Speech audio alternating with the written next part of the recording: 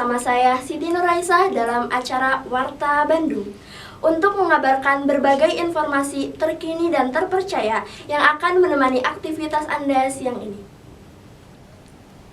Langsung saja kita simak berita pertama.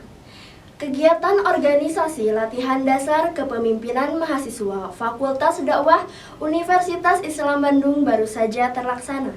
Kegiatan yang berlangsung selama 4 hari tersebut dimulai dari tanggal 21 hingga 24 Desember 2017.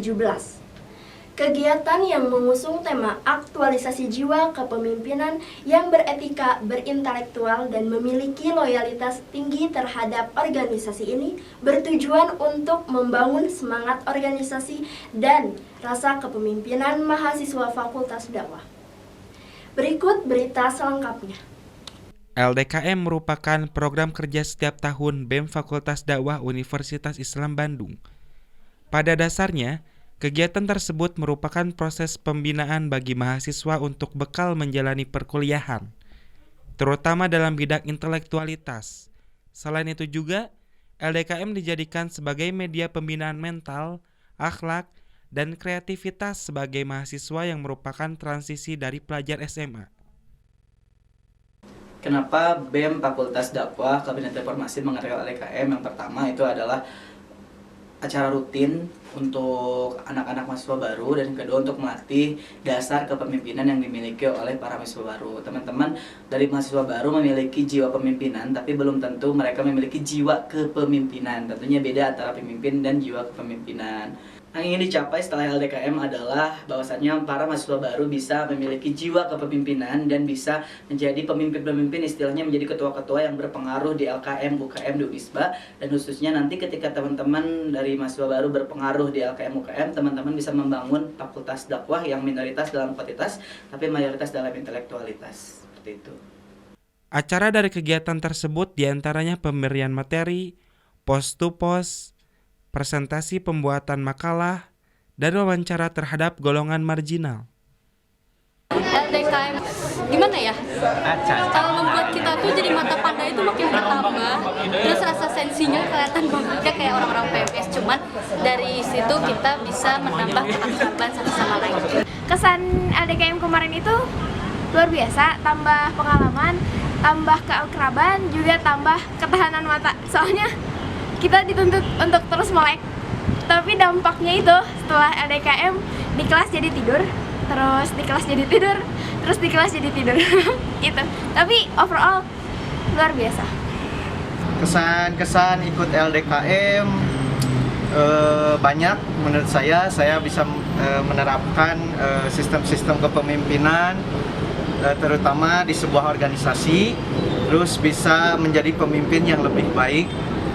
Kesan ketika ikut LDKM adalah sebuah momen yang gak bisa dilupakan, momen dimana kita bisa menjadi seorang pemimpin yang realistis, dan juga yang paling berkesan itu adalah kita tidak bisa tidur selama 5 hari. Kemudian pesannya, tetap adakan LDKM ini sampai nanti karena ini adalah momen yang bermanfaat. Iya.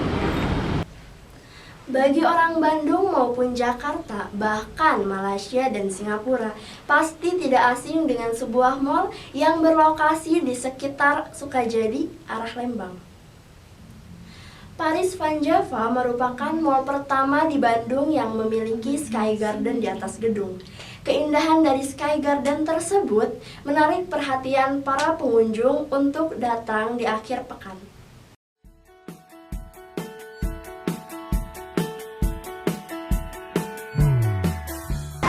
Baik, sekarang saya sudah ada di Paris Van Java Bandung, tepatnya itu di Jalan Sukajadi. Nah, sekarang kita akan berkunjung ke Sky Garden yang ramai dibicarakan oleh para masyarakat, khusus masyarakat warga Bandung. Ya, kita akan melihat keindahan Sky Garden yang ada di atas gedung Paris Van Java. Karena ini mall pertama di Bandung yang memiliki taman di atas mall, yaitu Sky Garden. Yuk kita cek ke dalam.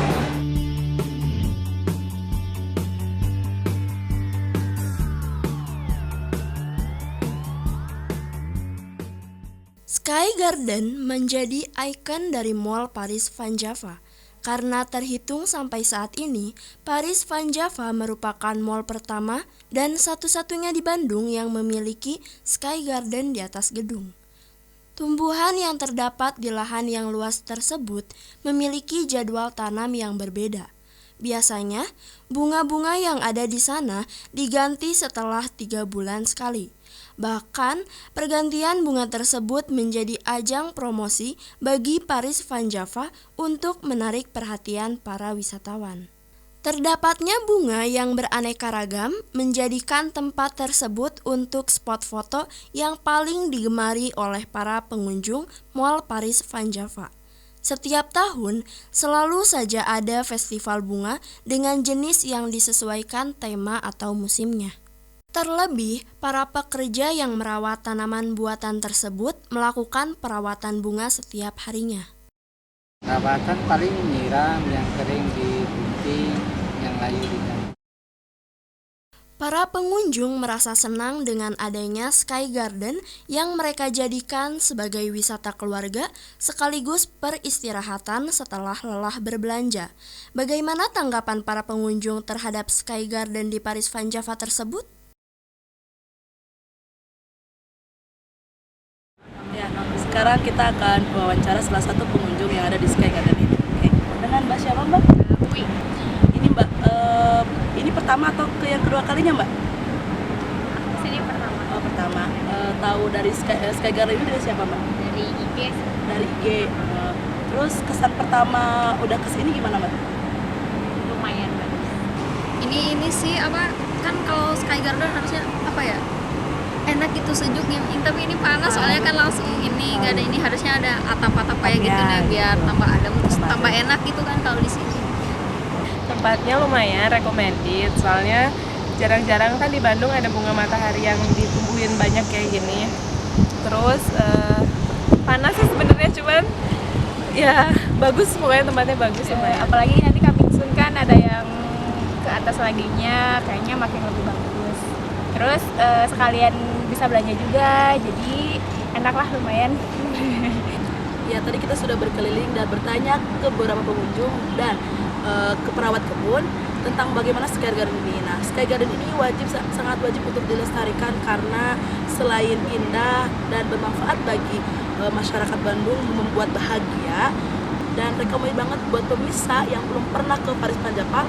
Selain bisa berbelanja, ada tempat untuk kreasi keluarga. Jadi jangan tunggu-tunggu lagi dan jangan banyak pikir, datang ke Paris Van Java dan Sky Garden.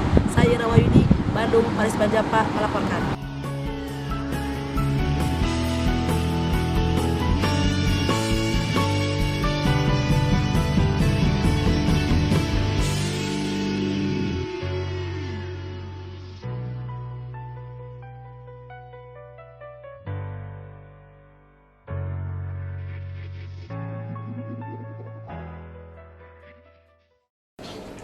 Inspirasi sebuah cerita yang diangkat menjadi film layar lebar bisa datang dari mana saja.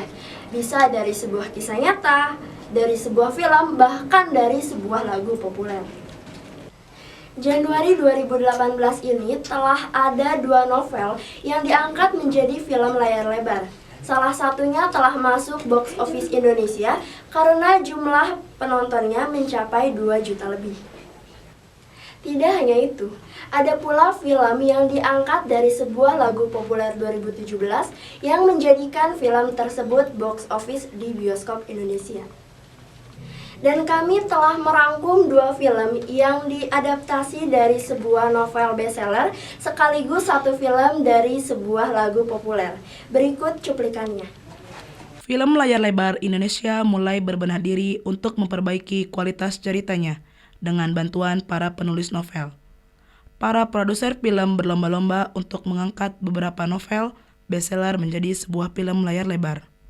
Baru-baru ini, novel bestseller yang digandrungi para remaja berjudul Dilan menjadi film yang akan ditunggu-tunggu oleh masyarakat, terlebih para remaja. Begitu pula dengan novel Ayat-Ayat Cinta yang menjadi bestseller nasional telah diangkat menjadi film layar lebar. Bahkan, baru-baru ini telah mencetak box office movie karena jumlah penontonnya yang mencapai 2 juta lebih. Bagaimana komentar para pencinta novel tersebut? kalau novel yang diangkat jadi film itu kayaknya nggak tahu, ngerasanya tuh kayak yang nanti tuh penonton bakal dibuat kecewa gitu, karena ketika kita baca novel, imajinasi kita kan yang bebas membentuk setiap karakter di novel tersebut. Terus pas diturunin jadi film, kayaknya jadinya tuh jauh dari bayangan kita gitu, jauh dari imajinasi kita yang sebelumnya udah dibuat. Jadi kayak yang kurang aja gitu. Apa menurut Teteh film dengan novel bakalan sesuaitan nggak? Tidak. Karena di Thailandnya udah beda. Tayangan Thailand. Ya satu kata Teteh buat film Dilan yang akan ditayang. The best. Keren. Selain itu, sebuah lagu populer juga menjadi incaran para produser film. Surat Cinta Untuk Sarla menjadi satu-satunya lagu populer yang diangkat menjadi film layar lebar. Berikut cuplikan trailernya dari ketiga film tersebut. Fahri, saya ini Hulya. Kamu lupa?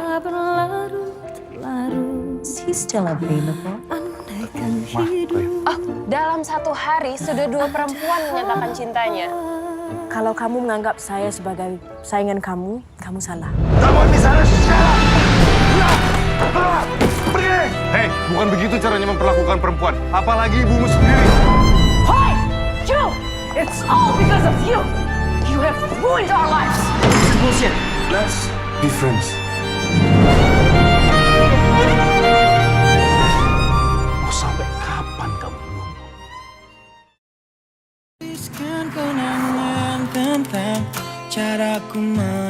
Kok kamu bisa cepat banget move on dari tunangan kamu? Apa kamu gak takut pilih laki-laki yang salah? Kamu bilang aku freak. Membuatku mudah berikan hatiku padamu. Bila habis sudah waktu ini tak lagi Kamu yang buat pikiran aku jadi blank. Seolah semua ruang yang ada di pikiran aku cuma terisi sama kamu. Mungkin cara Starla mencintai beda dari apa yang gue pengen. Kalau gue harus ngelepas dia demi kebahagiaan dia, gue rela kan.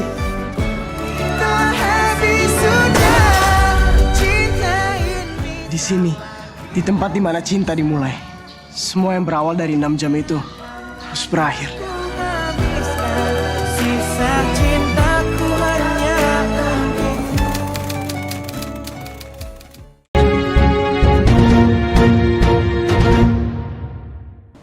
Pemirsa, apakah Anda suka jajanan khas pasar Indonesia?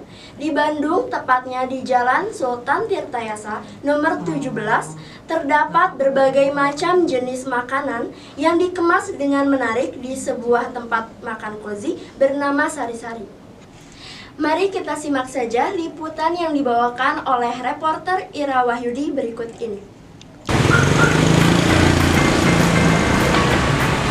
Ya, terima kasih kepada rekan saya, Aisyah yang ada di studio. Saya sudah ada di tempat jajanan kuliner khas Bandung, yaitu di Sari-Sari Aniko Kue Jajanan Pasar.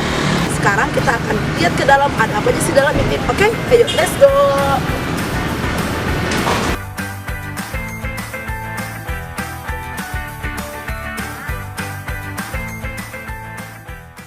Sari-Sari merupakan salah satu tempat jajanan pasar yang asik di Bandung.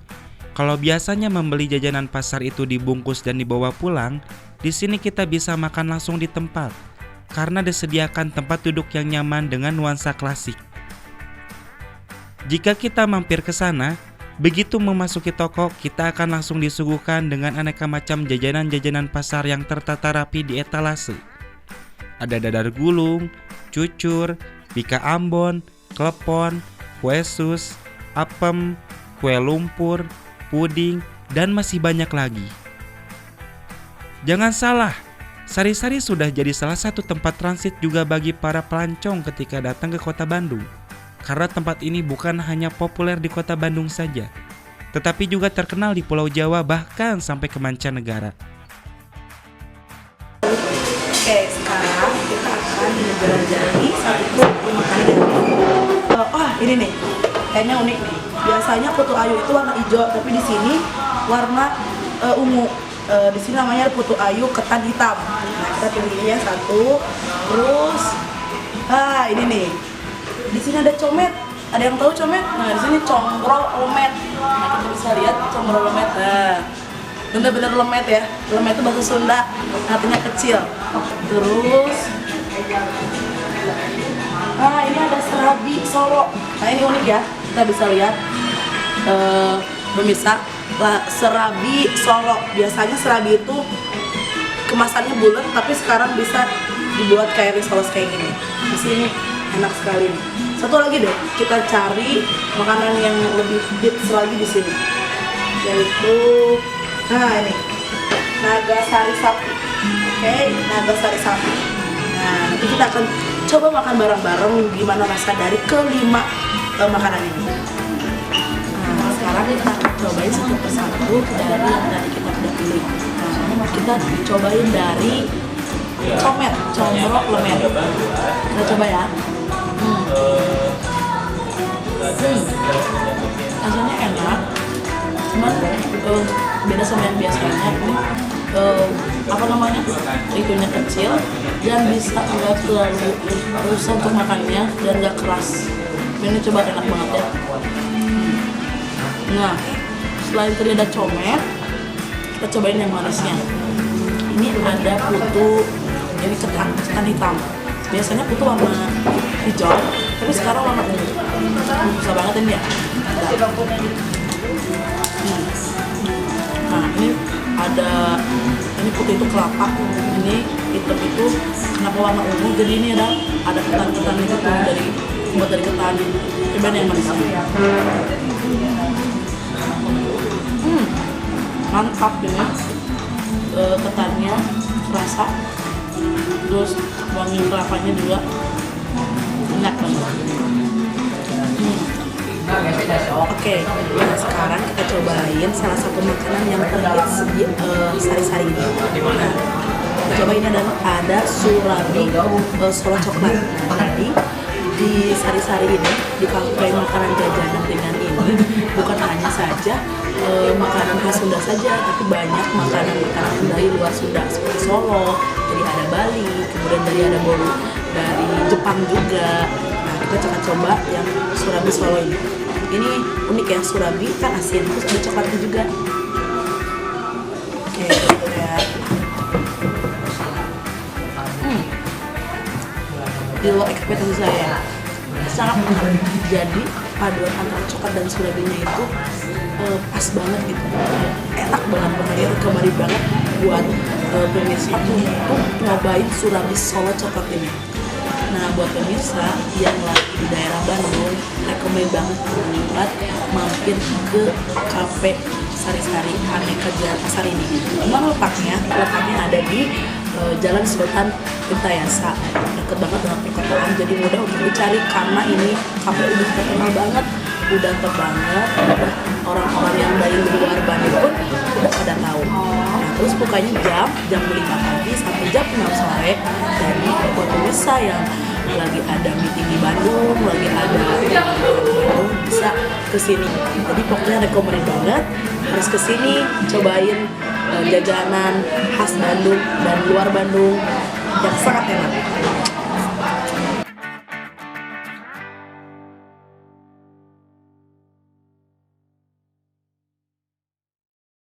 Kita beralih ke dunia olahraga. Kali ini saya ditemani oleh rekan saya, Fajan Rohman Al-Ghifar. Kabarnya ada berita terbaru dari klub sepak bola tanah air Persib Bandung mengenai penambahan jumlah pemainnya saat kemarin dijumpai di pers conference Geraha Persib Jalan Sulanjana. Saat ini Persib Bandung terus berbenah dalam melakoni kompetisi sepanjang 2018. Kini, tim berjulukan Maung Bandung tersebut resmi merekrut 3 pemain terbarunya yang secara resmi diperkenalkan hari Jumat 5 Januari 2018. Oleh karena itu, ketiganya diharapkan dapat beradaptasi dengan para pemain yang sudah lebih dulu berada di skuad Maung Bandung. Berikut berita selengkapnya. Piala Presiden 2018 sebentar lagi akan segera dimulai. Para tim mempersiapkan dirinya menghadapi turnamen bergengsi tersebut. Tidak terkecuali Persib Bandung yang sebelumnya telah mendatangkan pelatih Mario Gomez dan asisten Fernando Soler. Kali ini tim yang berjuluk Maung Bandung itu mendatangkan 3 pemain baru jelang menghadapi Piala Presiden dan Liga 1 2018. 3 pemain yang baru direkrut tersebut diantaranya Victor Igbonevo, In Kyun Oh, dan Bojan Malisic. Ketiganya diharapkan dapat membantu Persib untuk mengarungi kompetisi di tahun 2018. Salah satu pemain asing baru Persib, In Kyun Oh, merasa senang bergabung bersama Persib karena merupakan salah satu tim paling besar di Asia Tenggara. Sangat senang bisa gabung bersama Persib. Atau tim ini salah satu tim paling Asia Tenggara.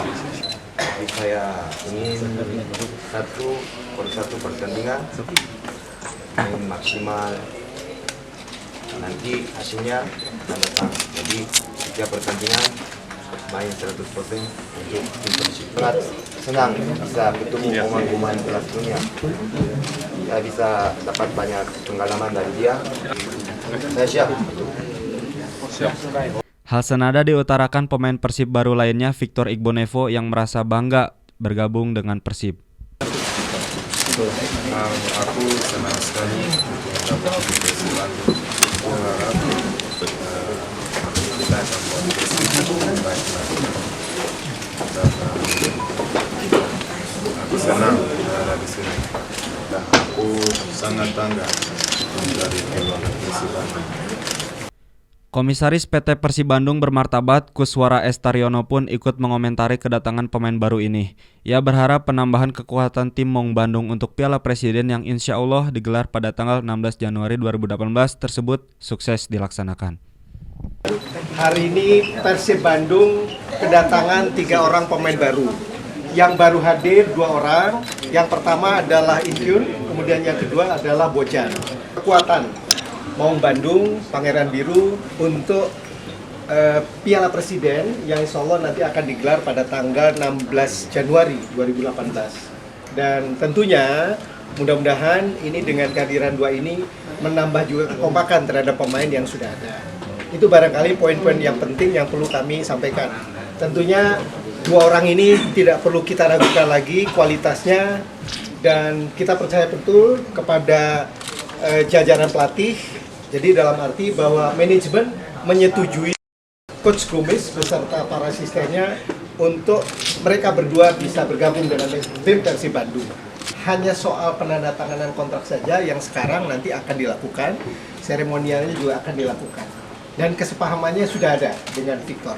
Dalam arti kesepahaman sebelum penandatanganan kontrak pada sore hari ini.